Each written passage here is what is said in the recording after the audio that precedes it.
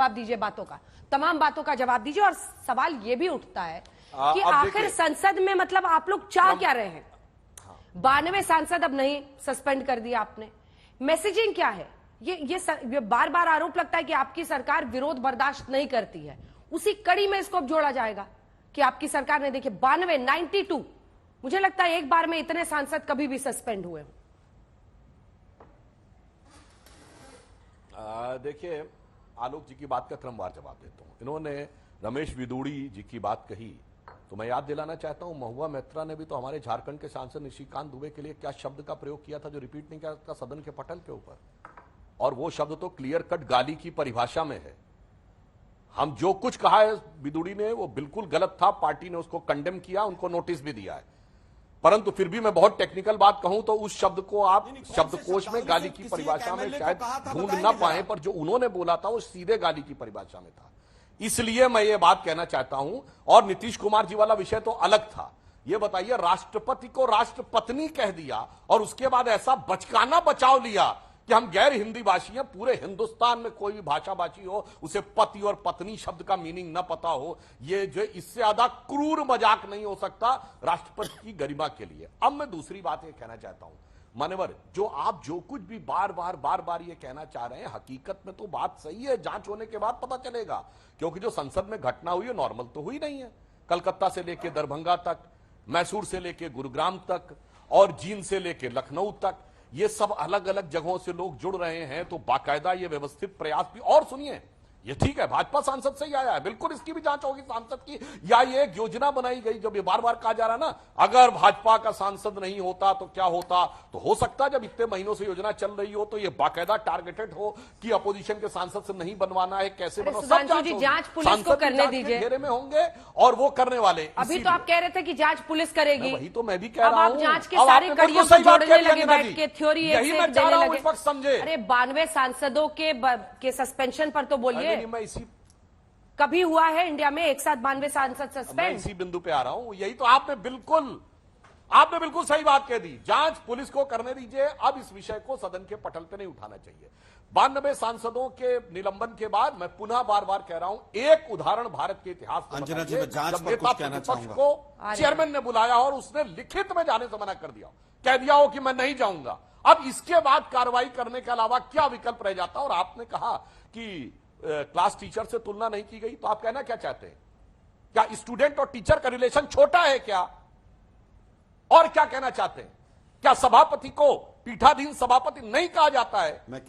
हम लोग जब घुसते हैं चैम्बर के अंदर झुक के प्रणाम नहीं करते हैं, इसके ऊपर आपको आपत्ति हो गई। और आपको तो बाकी क्या बताएं, अपनी पार्टी का इतिहास नहीं पता। अभी देखिए, आप ही के प्रोग्राम में अंजना जी दिखाया जा रहा था ना, जब ये कह रहे हैं कांग्रेस पार्टी पहली बार जनता के बीच में जा रही है पैसे फंड इकट्ठा करने के लिए।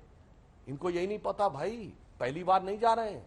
आप जब बने थे तब भी पैसा इकट्ठा करते थे, 54 होता था कांग्रेस का सदस्यता शुल्क। आजादी के आंदोलन के समय नारा लगता था, 1 54 चांदी की जय बोलो महात्मा गांधी की। भैया हमको नारा याद है, आप भूल गए। और उसके बाद आजादी के बाद जरूरत क्यों नहीं पड़ी? क्योंकि धक्का-धक पैसा आ रहा था, सत्ता में रह रहे थे, जिसे कांग्रेस के ही एक स्वतंत्रता संग्राम सेनानी बंशीधर शुक्ल ने स्वतंत्रता के बाद चंद वर्षों में जो कांग्रेस में भ्रष्टाचार हुआ था उसके ऊपर एक पंक्ति लिखी थी कि कहां हूं बेड़िन की झनकार, कहां आप कुर्सी गद्देदार, कहां चवन्नी मांगे गुजर, कहां आप रिश्वत बेसुमार, और हुईगा स्वतंत्र भारत हमार, परतंत्र भय ईमानदार, हुईगा स्वतंत्र भारत। ये आपके स्वतंत्रता संग्राम सेनानी रेडियो में, ऑल इंडिया रेडियो में काम करते थे, 42 में जेल गए थे। इसलिए मैं कह रहा हूं साहब, आप कुछ भी बदल देते हैं, वो कंक्लूड कर देते हैं, नया हो रहा है, ये पहली बार हो रहा है, आपको तो अपना इतिहास नहीं पता है। ठीक है, बीजेपी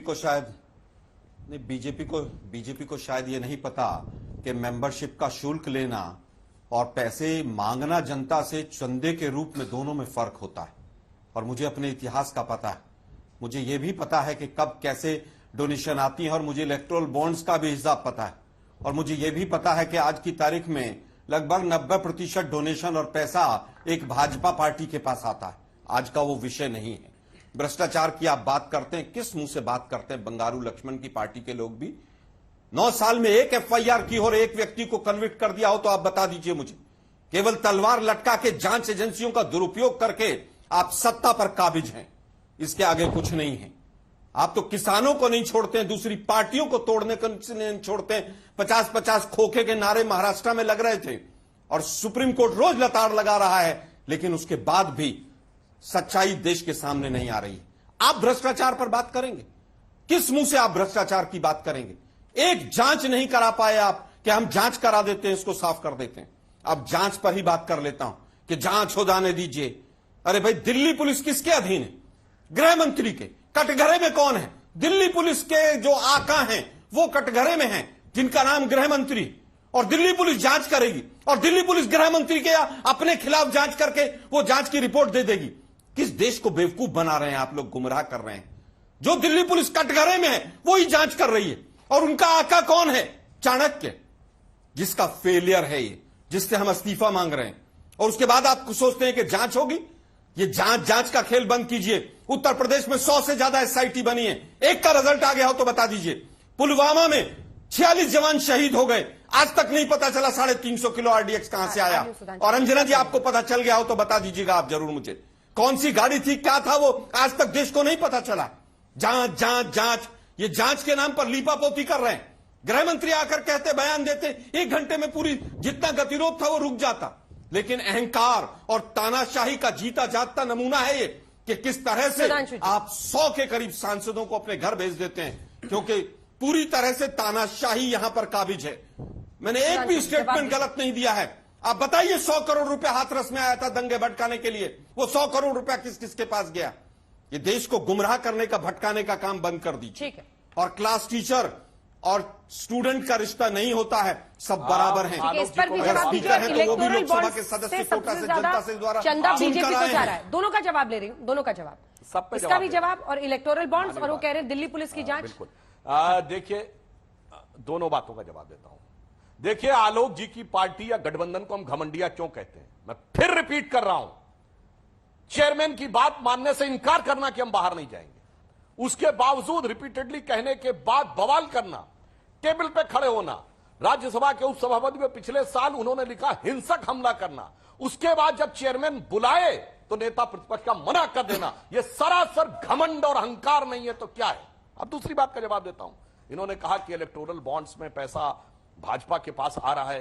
पहली बात तो इनके पास इलेक्टोरल बॉन्ड्स में पैसा किसके पास कहां से गया, ये जानकारी इनके पास कहां से आई, ऑथेंटिक वो बता दें, क्योंकि इलेक्टोरल बॉन्ड्स में ये व्यवस्था है कि किस कंपनी या किस व्यक्ति ने कितने बॉन्ड दिए ये तो पता लगेगा, वो किसके पास गया ये पता लगाना संभव नहीं है। और इनको क्या जरूरत है?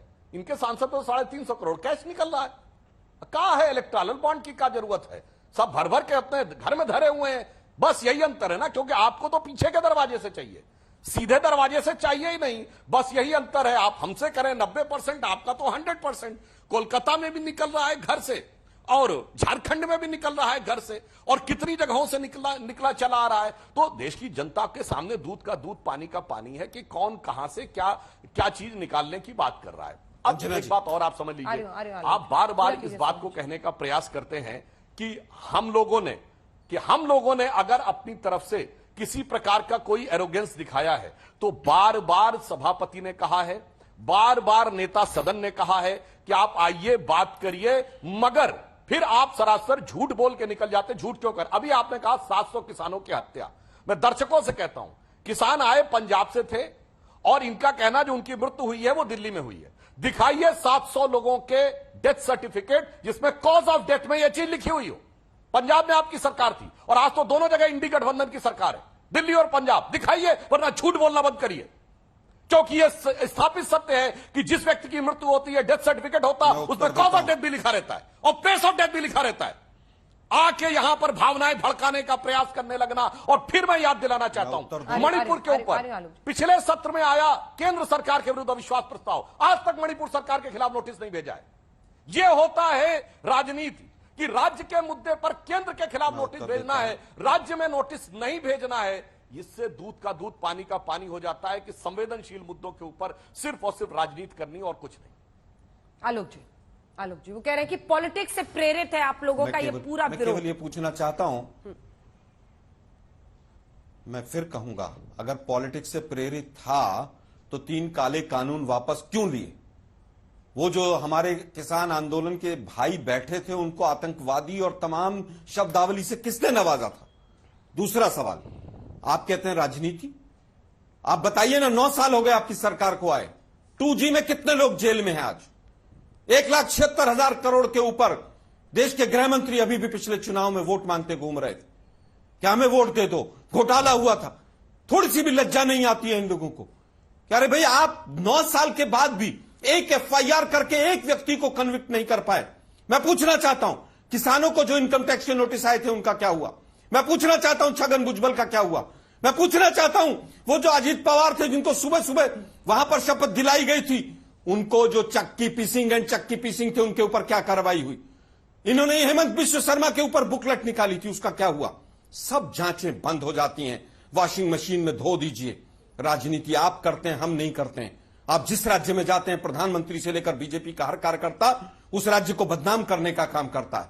हम तो फिर कह रहे हैं कि महादेव ऐप के ऊपर मैं चाहूंगा 2 महीने के बाद आज तक दोबारा से एक बार डिबेट करें कि महादेव ऐप में कौन कौन जेल में गया और लाल डायरी में क्या क्या निकला। आप केवल और केवल देश की जनता को, उस राज्य की जनता को बदनाम करते हैं भ्रष्टाचार और तमाम मुद्दों पर और आगे बढ़ जाते हैं। और आपके जो बीन बजाने वाले लोग हैं वो पीछे पीछे बीन बजाते हैं और उसके बाद भूल जाते हैं सब। मुझे लगता है आज देश देख रहा है कि किस तरह से 9 वर्षों में, ठीक है, आप ही का सवाल लोकतंत्र का गला नहीं घुटा। वो कह रहे हैं विपक्षी नेताओं को आप घेरते हैं, जहां जहां चुनाव है, चुनावी राज्यों में आपकी एजेंसियां वहां रेड मारती हैं, उसके बाद से अगर आपकी तरफ आ गए तो बहुत अच्छा, वरना आपकी सरकार बन गई तो उसके बाद से मामला शांत पड़ जाता है। विरोध आपका विपक्षी, इन सब के खिलाफ कार्रवाई करना क्या डेमोक्रेसी में सही? इन्होंने बड़ा सवाल है।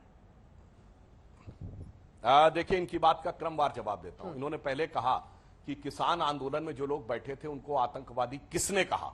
तो सुनिए शर्मा जी, ये सबसे पहले कहा आपके कांग्रेस के सांसद रणवीर सिंह बिट्टू ने, जो कि बेअंत सिंह जी के पौत्र हैं, और उन्होंने कहा ये खालिस्तानी है, हमने नहीं कहा। उसने कहा दूसरी बात, जिन लोगों ने नारा लगाया, अब सुनिए सर, ये एक सब मिनट कहा सुनिए, गया। आप लोग शब्दों को अरे तोड़िए, सुनिए भाई, आलोक जी, जिन लोगों ने उन्होंने ये कहा कहा, कि आतंकवादी इस आंदोलन में का नहीं जवाब चला है। फायदा एक उठा बार सकते मेम हैं। व्यक्ति की आवाज जाएगी ना, शाउटिंग मैच में, शाउटिंग मैच में। एक फैक्ट आया, जवाब ले लूंगी। शुरू। अब सुनिए मान्यवर, जिन लोगों ने ये नारा लगाया, जिन लोगों ने नारा लगाया कि कोट अनकोट हमने इंदिरा को ठोक दिया था, मोदी को ठोक देंगे, अरे शर्म नहीं आई आपको? इंदिरा गांधी जी के ऊपर भी इतनी बड़ी बात कहने के बाद उनको, अब वो व्यक्ति जो कह रहा है कि मैंने इंदिरा को ठोक दिया था, वो क्या है आपकी नजर में? बोलिए, मैं देश की जनता के सामने पूछना चाहता हूं, यह आतंकवाद की भाषा है कि नहीं? या इंदिरा जी की हत्या को आप आतंकवाद नहीं मानते? बिल्कुल, अगर यहां पर बात हो गई साफ, मैं फिर यहां पे बात हो गई एकदम साफ होता वो जो आप मुझे पूरा करने दीजिए आलोक जी। आतंकवादी जो इन्होंने भ्रष्टाचार के आरोप की बात कही, अंजना जी, अंजना जी, इन्होंने भ्रष्टाचार की जो बात कही, तो इन्होंने पुरानी बात रिपीट कर दी, तो मुझे पुरानी बात पुनः रिपीट करनी पड़ेगी। 2014 से पहले मनमोहन सिंह जी की 2 सरकारें, पीवी नरसिम्हा राव की सरकार, राजीव गांधी की सरकार, और 3 सरकारें जो आपके समर्थन पे चली, चंद्रशेखर जी की सरकार, देवेगौड़ा जी की सरकार, गुजरात। चुनौती से कहता हूं, एक सरकार बताइए जिसमें कांग्रेस के नेताओं ने भ्रष्टाचार के आरोप में कोर्ट कचहरी और एजेंसी के चक्कर ना काटे हों। ये चुनौती दे रहा हूं, एक सरकार बताइएगा आपकी सरकार में, हमारी सरकार तो छोड़ दीजिए, अरे परमानेंट भ्रष्टाचार के आरोपों में वो चुनौती दे रहे हैं कि महादेव ऐप स्कैम का सच सामने आएगा या नहीं? चुनाव खत्म हो गया तो 97 में जेल चले गए। वो कह रहे हैं महादेव ऐप स्कैम का सच सामने आएगा या नहीं आएगा? चुनाव खत्म हो गए तो छत्तीसगढ़ में। अरे भाई बिल्कुल आएगा अंजना जी। लालू प्रसाद यादव जी पे केस 20 साल से चल रहा है कि नहीं? प्रक्रिया है, उसमें चलता रहता है। मैंने आलोक जी, छोटा सा कि अगर ये दूध के धुले थे तो 2014 से पहले की एक सरकार बता दे। मैं केवल ये कहना चाहूंगा, मंत्री के अरे भाई 2G का इतना बड़ा एग्जाम्पल था। ठीक है सुधांशु, वीपी सिंह बोफोर्स सुनिए ना भाई, वीपी सिंह को आपने मोहरा बनाकर बोफोर्स इशू उठाया था ना। अरुण जेटली ने कहा कि हायर कोर्ट में नहीं जाना चाहिए, उस दम में कोई दम नहीं है। बोफोर्स कोर्ट में सब बरी हुए और बोफोर्स की आपने प्रतिमाएं लगा लगा के वोट मांगी। वही हाल 2G में हुआ। 1,76,000 करोड़ का घोटाला हो गया और घोटाले लगाने वाला पिट्ठू जो है आपके यहां पर घुटने टेक कर पद मांगता हुआ पाया गया। क्या यह सच नहीं है? जितने सुप्रीम कोर्ट के जजेस जिन्होंने सरकार के पक्ष में फैसले दिए वो कहां हैं आज? या तो गवर्नर बनते हैं या राज्यसभा चले जाते हैं। ये देश देख रहा है कि आप सुप्रीम ठीक है। कोर्ट के बहुत जजेस को भी strict- प्रभावित ठीक करते हैं। ठीक है, और ये सच मैं सवाल है, नहीं कह सिर्फ रहा एक लाइन का हूं कि जवाब। सुप्रीम कोर्ट के सुधांशु जजेस ने कहा जी, है। ये बिना जवाब नहीं जाना चाहिए। दो उन्होंने Precise- स्पेसिफिक केस कोट किया। प्रिसाइज जवाब देता हूं, बिल्कुल स्पेसिफिक जवाब दे रहा हूं। बोफोर्स में क्या वीपी हुआ, सिंह उत्तर इनकी दीजिए। सरकार के फाइनेंस मिनिस्टर थे, उन्होंने एजेंसी हायर की थी फेयरफैक्स राजीव गांधी सरकार ने। उसमें बात आई हमारे मोहरे की बात करें तो 2 सीटों की पार्टी था, हमारा क्या औकात थी भाई। दूसरी बात मैं करता हूं, उन्होंने अरुण जेटली जी का कोट किया। अरुण जेटली जी जब लॉ मिनिस्टर बने, ये सन 2001 के बाद की बात है, उन्होंने इस आधार पर कहा कि कोर्ट में नहीं जा सकते क्योंकि राजीव गांधी जी का नाम आया था, उनकी मृत्यु हुए 10 वर्ष हो चुके थे और यह कोर्ट में प्रावधान है कि मृत व्यक्ति के ऊपर मुकदमा नहीं चल सकता। कुछ भी आके बोलने लगते